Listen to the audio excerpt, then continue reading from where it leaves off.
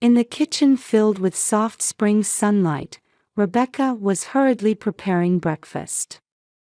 Her computer screen still displayed the design project with its looming deadline, and she kept stealing glances at it. Just as the toaster popped up with freshly made bread, the sound of quick footsteps came from upstairs. "Mom, are you busy again today?" April came running down the stairs. As Rebecca turned toward that cheerful voice, she noticed the ribbon on her daughter's uniform was slightly crooked. She couldn't help but smile as she reached for her daughter's collar. "Hold on, your ribbon is crooked.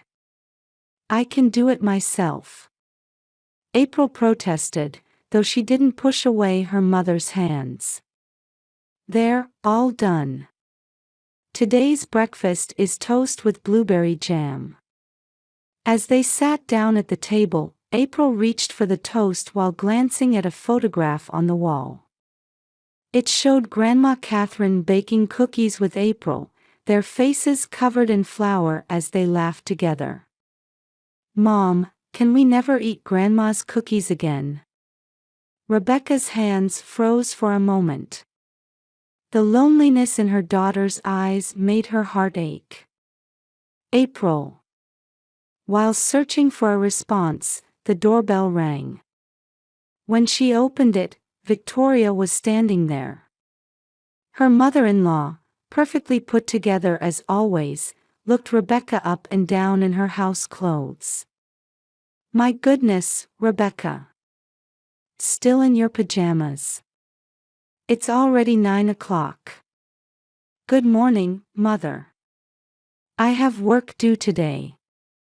"Nevertheless, this house is terribly unkempt," Victoria sighed through her nose as she peered into the living room from the entrance. "To think my son has to live in such conditions." Rebecca silently let her mother-in-law in and led her to the kitchen. April hurriedly called out, "I'm going to school," and dashed out with her backpack. That evening, Rebecca sat alone again in front of a cold dinner. The clock already showed 9 o'clock. As usual, she had received a message from her husband James saying he would be working late. Rain had started falling outside. As she watched the droplets falling steadily, Rebecca remembered her last conversation with her mother. It had been raining that day too. "I'm going for a quick drive." Her mother had left with those words and never returned. Rebecca opened the gallery on her smartphone. There were many photos stored there of memories with her mother. April's sports day. Christmas dinner. Gardening in the backyard. Her mother's gentle smile appeared in every photo. Suddenly, she heard the front door opening. She hurried to stand up as James came home, looking exhausted. "I'm home. Welcome back. Your mother came by today." Her husband cut her off with an irritated tone. "I heard from Mom. Don't you think you should take better care of the house?" Rebecca silently hung her head. The old James would have responded differently. When had their conversations become like this? When she entered the bedroom, April was already asleep. Her grandmother's photo sat by her pillow. Rebecca gently stroked her daughter's hair.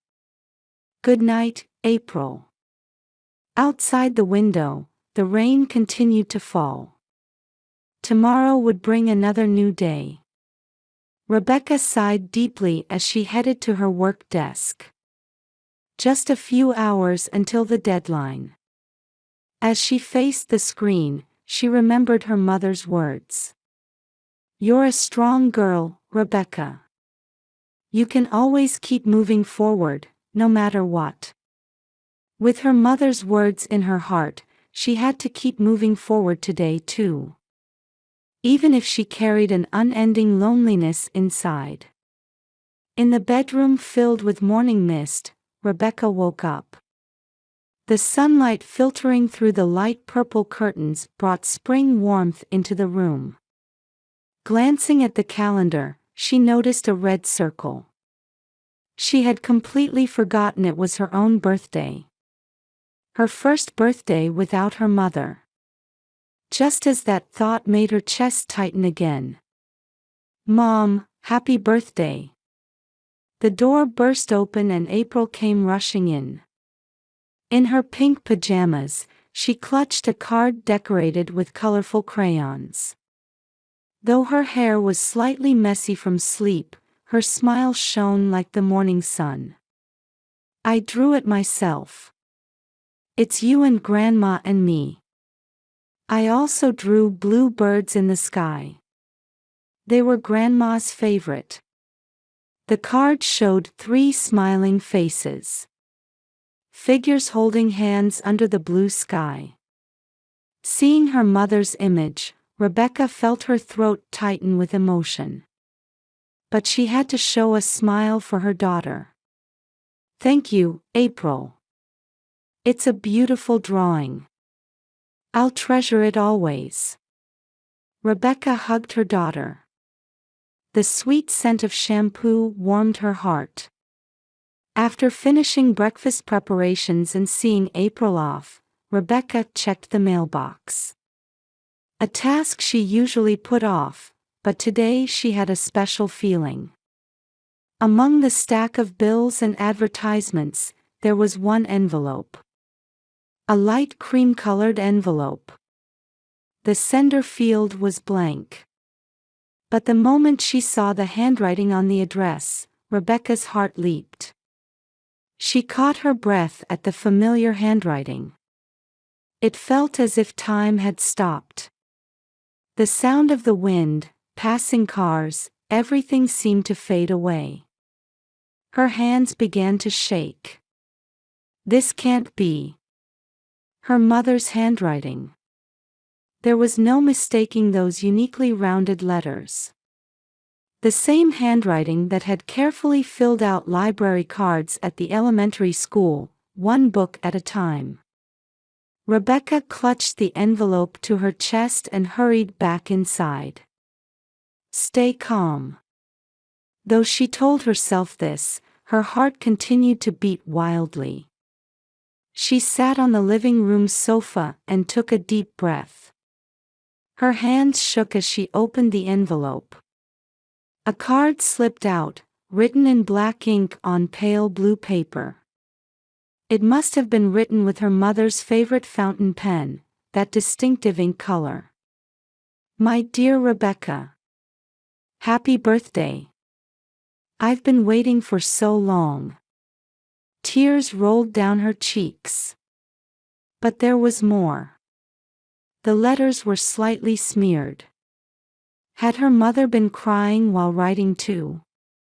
I want to see you. But we must be careful. Please come without telling anyone. Then there was an unfamiliar address. In the direction of Cape Cod. An old seaside town. Near the place her mother had once said she wanted to live after retiring. Rebecca stood up and looked out the window. The same streetscape as always. Someone was tending their garden next door. Children rode by on bicycles. Everything was the same as before, yet the world felt completely transformed. She picked up her phone. Her finger paused as she was about to call her husband. The words from the card flashed through her mind. Don't tell anyone. Those words seemed to hide something urgent. She quickly packed necessary items into her bag. Wallet, phone, and her mother's card. Passing through the hallway toward the entrance, her eyes caught the photo of her mother on the wall. A year since the accident. All this time, she had been talking to her mother in this photo. Yet now, her mother was alive. That fact still didn't feel real. Her hand shook again as she called a taxi. When she told the driver the address, he said, "That's quite far." But distance didn't matter now. The taxi headed north on the highway. The scenery outside the window flowed past like a movie. "Why, Mother? Why for a whole year?" Questions kept arising. But an even stronger emotion filled her chest. She could see her mother. Her mother was alive. That joy overwhelmed all questions. The scenery outside the car window gradually changed. From upscale residential areas to neighborhoods lined with old apartment buildings. The smell of the sea grew stronger. A lighthouse could be seen in the distance. The kind of scenery her mother loved. "We're here." She got out in front of an old 3-story apartment building. The brown brick walls were peeling in places, but well-tended potted plants lined the windows. Geraniums, her mother's favorite. Their red flowers bloomed like guideposts. Her feet felt like lead as she climbed the stairs. One step, then another. Second floor. Third floor. Rebecca stopped in front of the designated room. A plate reading 3F hung on the door. Taking a deep breath, she knocked. The sound echoed through the quiet hallway. Sweat dampened her hand clutching the card. Her heartbeat rang loudly in her ears. The sound of a key turning. Slowly, very slowly, the door opened. And there was her mother. The same gentle eyes as a year ago. Though she had lost some weight and had more white in her hair, it was unmistakably her mother. That warm smile. That embracing gaze. Everything was exactly as Rebecca remembered. "Mom, is it really you?" Her voice trembled. Her vision blurred with tears. She took one step forward and found herself in her mother's arms. The familiar scent of soap. Warm body temperature. Gentle hands rubbing her back. Everything felt real, seeping into Rebecca's senses. The two embraced wordlessly, crying. The sunlight leaking into the hallway seemed to bless their miraculous reunion, enveloping them. A moment that felt like eternity, frozen in time. Mother and daughter simply held each other, confirming each other's existence. Her mother's room was small but kept clean. A wicker chair sat by the window, with her favorite houseplant basking in the sun beside it. Familiar embroidery decorated the walls, and a half-finished piece of lace knitting lay on the table. Everything about the space was quintessentially her mother. "Sit down. I'll make some tea." Her mother's voice carried the same gentleness as a year ago. Familiar sounds came from the kitchen. The sound of water being poured into the kettle. Cups being taken out. And then the aroma of her mother's favorite Earl Grey wafted over. "How is April?" "She's fine. But she really misses you." The words caught in her throat. Her mother quietly set the cups on the table and sat across from Rebecca. Her hands trembled slightly. "I'm sorry. I'm so sorry." Her mother's voice shook. Rebecca instinctively reached out and grasped her mother's hands. They were cold, but there was definite warmth. Why did you pretend to be dead?" "That accident." Her mother heaved a deep sigh and slowly began to speak. "That day, I was almost killed on a mountain road in New Hampshire. Rebecca's hands tensed. Her mother continued. Victoria invited me. She said we could take beautiful photos at the mountain lookout. Let's go together. James was there too. They knew I had an inheritance. Her mother stood up and took an envelope from an old cabinet. Inside were a recording device and cassette tape. And one medical report. This is the evidence. Before heading to the lookout, I recorded their conversation. Victoria had been trying to kill me for a while. Even trying to poison my tea. Look at this medical report. The report showed traces of arsenic had been detected. The date was 2 weeks before the accident. But why didn't you go to the police? Because she has power, doesn't she? A prominent figure in the community, a pillar of the church. No one would believe me. And her mother's face clouded over.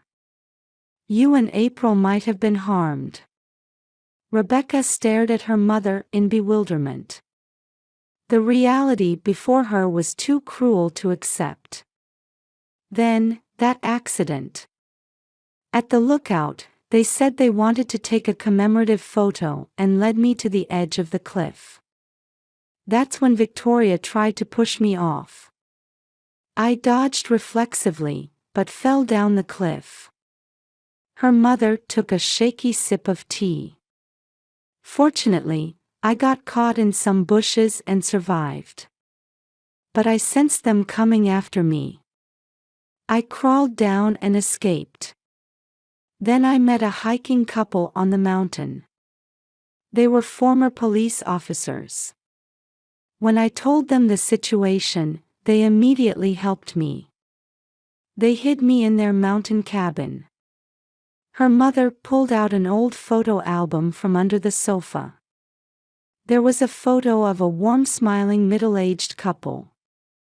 Tom and Mary. They saved my life. Their doctor friend forged the death certificate. That's how I was able to live in hiding here for a year. Why did you wait a year? I was gathering evidence. All of their wrongdoings. James's corporate fraud, Victoria's past crimes. Her mother took a deep breath. And I was waiting for the right timing. Waiting for the FBI Insurance Fraud Division to begin their investigation. Rebecca stood up and walked to the window. Outside, gentle spring sunlight poured down. The overly peaceful scene made her lose her sense of reality, contrasting so sharply with the truth she had just learned. Mom, why did my husband? Debt. $5 million. Gambling and corporate fraud. He relied on his mother for everything. Victoria indulged her son to the point of allowing anything. But they had reached their limit. Her mother placed a hand on Rebecca's back. I wanted to protect you and April. But I couldn't act immediately. Without evidence, those two would surely retaliate. So I waited. Then you decided it was okay to meet me because... Yes. Because all the preparations are complete. The FBI has started moving. Now. At that moment, her mother's cell phone rang. It was from Tom. Hello? Yes. I understand. Her mother's expression changed completely. Rebecca, where is April right now? Huh?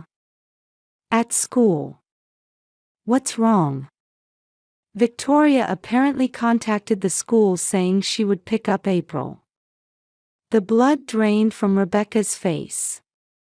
She looked at the clock. 15 minutes until dismissal time. Her mother had already grabbed her bag. Let's go. The time for hiding is over. It's time to face them, to protect those we love. Rebecca nodded.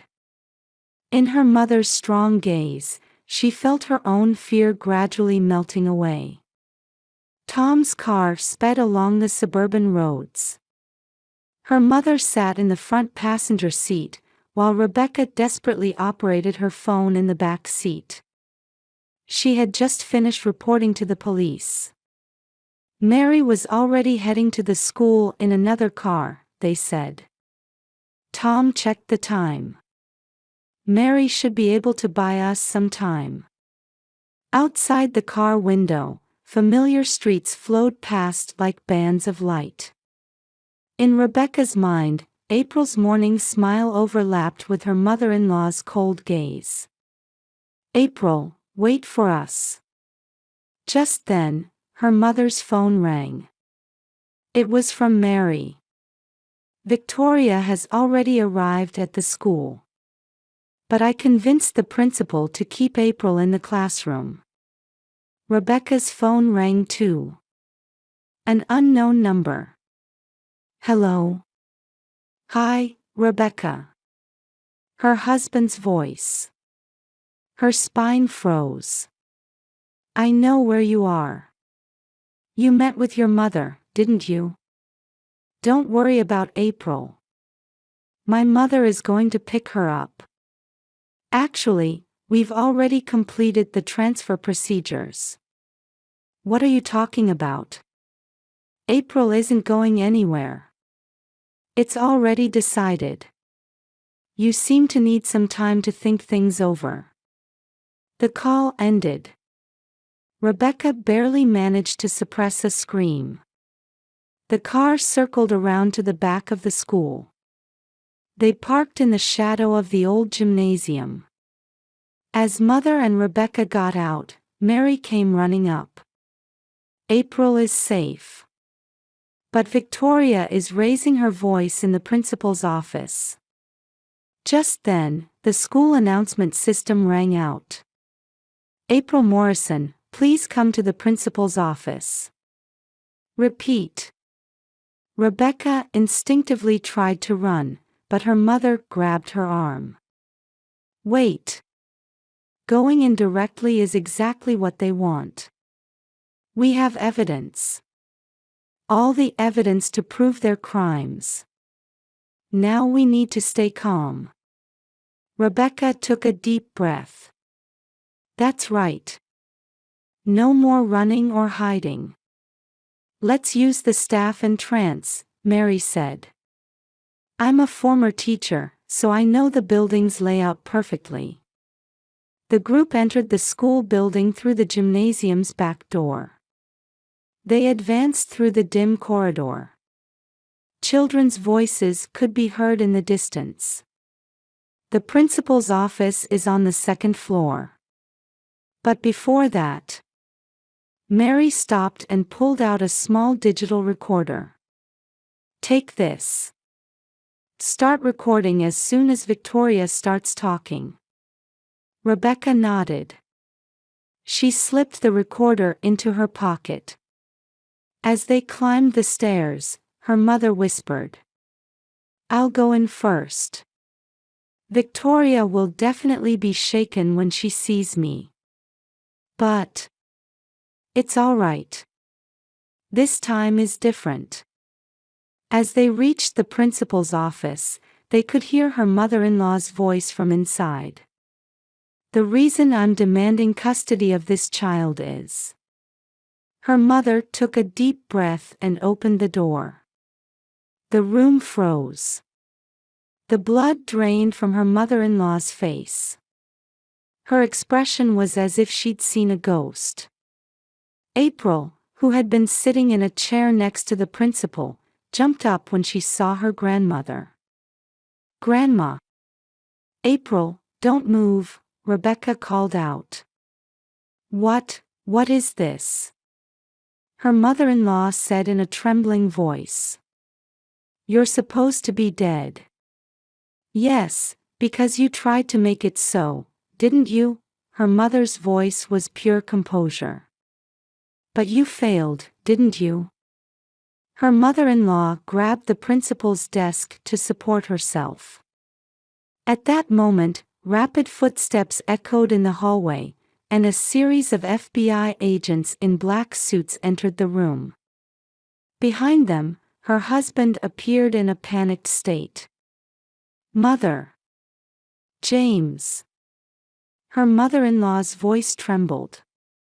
Why? One agent stepped forward. We have all the evidence. Insurance fraud, attempted murder, and... Silence, her mother-in-law suddenly screamed. I've been protecting this family. At her voice, April flinched. Rebecca immediately embraced her daughter. Her mother stepped forward. You've only been destroying the family. Spoiling your son, harming others, even trying to kill. I built a perfect family. A low-class woman like Rebecca. At that moment, April straightened up in Rebecca's arms. Grandma, why? Why are you being so mean? At that pure voice, the room fell silent. Tears began streaming down her mother-in-law's face. She looked like a different person from the dignified lady she usually was. She collapsed to her knees. The FBI agents moved swiftly, handcuffing her. Her husband was also restrained by other agents. As rights were being read mechanically, Rebecca held April tightly. Her mother joined them, and the three embraced. Mom, is Grandma really back? This isn't a dream. No, it's not a dream. We'll never be apart again. Her mother's hands gently enveloped them both. Outside the window, spring sunlight shone brightly. Cherry blossom petals danced in the schoolyard, accompanied by children's cheerful voices. Rebecca, her mother said quietly. It's all right now. We can live as a real family. April grasped her mother's hand. In that small hand, the new life of 3 generations of women resided as a tangible warmth. Outside the principal's office, police sirens were already wailing. Media was beginning to gather. Difficult days lay ahead. But there was nothing to fear anymore. Hey, isn't it Mom's birthday today?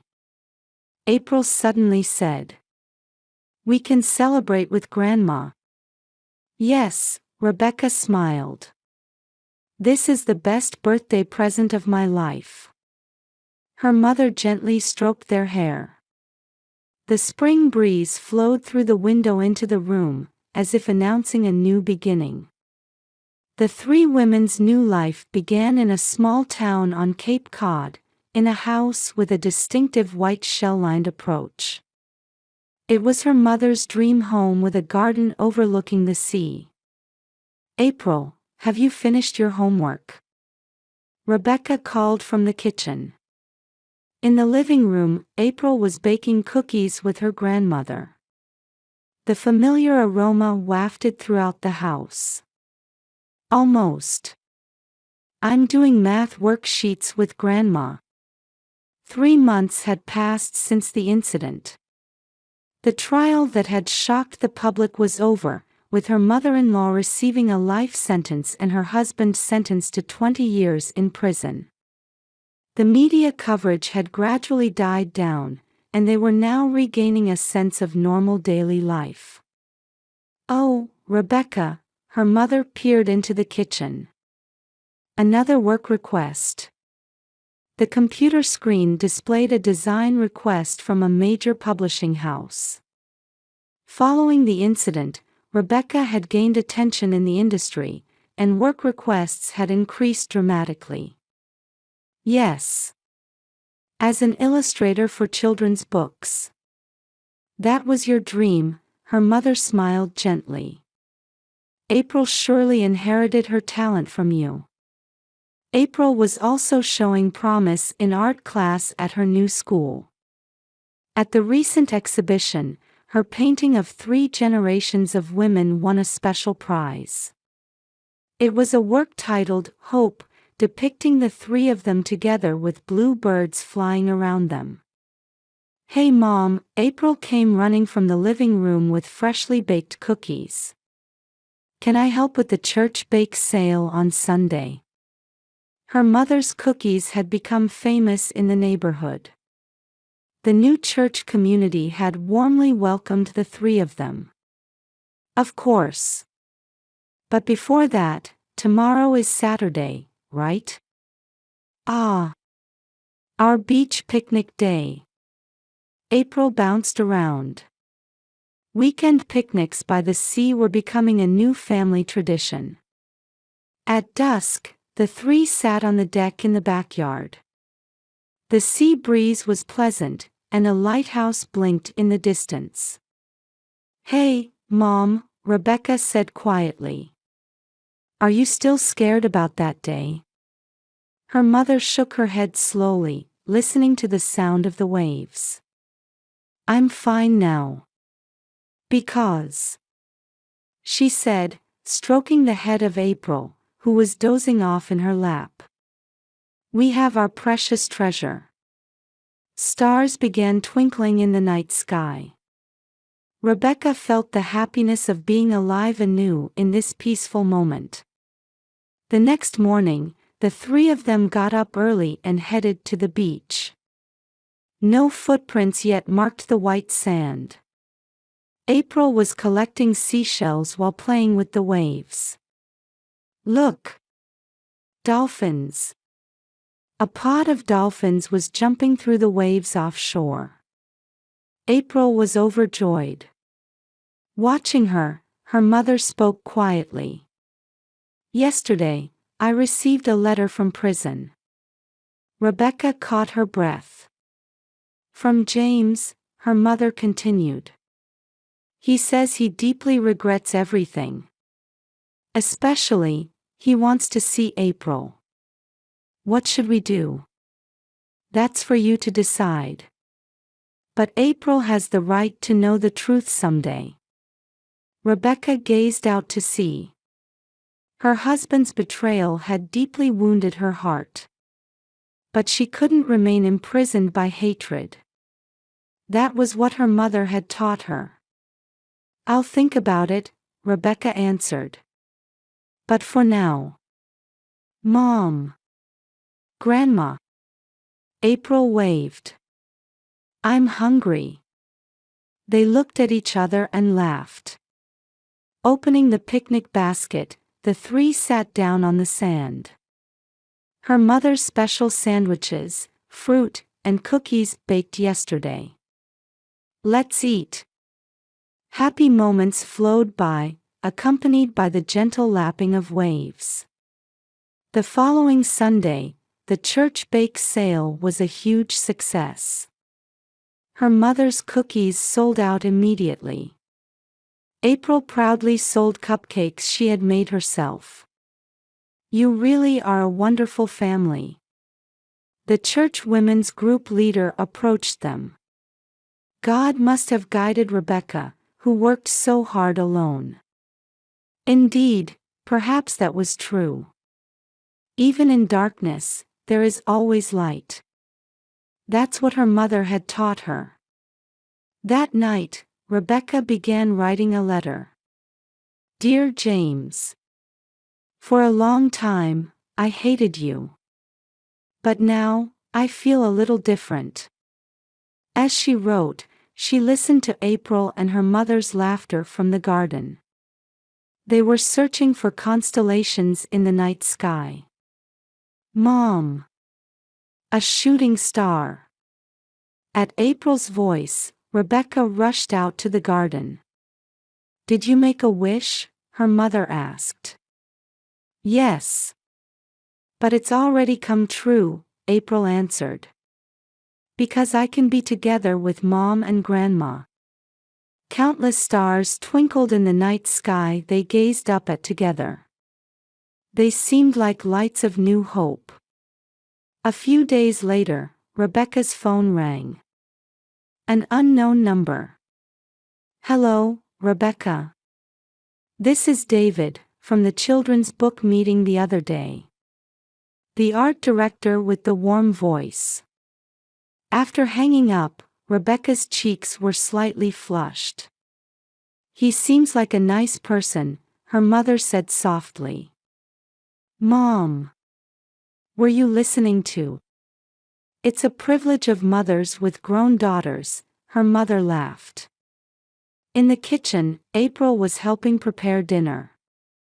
Her knife skills had improved considerably. Hey, what should we make tomorrow? Well. Her mother pondered. How about apple pie? We haven't made it in a while.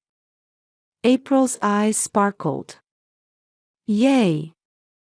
I'll help peel the apples. The shadows of the three in the kitchen were cast on the wall by the setting sun. It was beautiful, like a painting. Oh, that's right, her mother suddenly remembered. Next month, Tom and Mary are coming to visit. Really? April jumped up and down. Will they tell me more interesting mountain stories?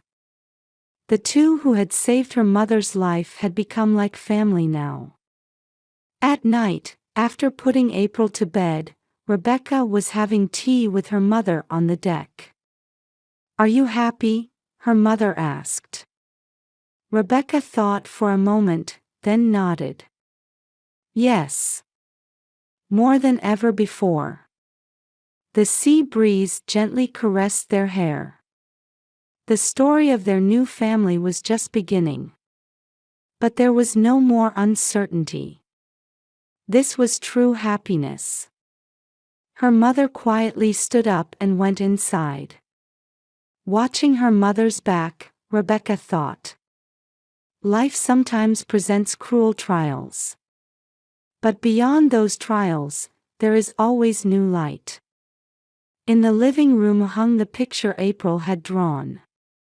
3 women holding hands and smiling while blue birds soared around them. Those smiles were just like the 3 of them in reality.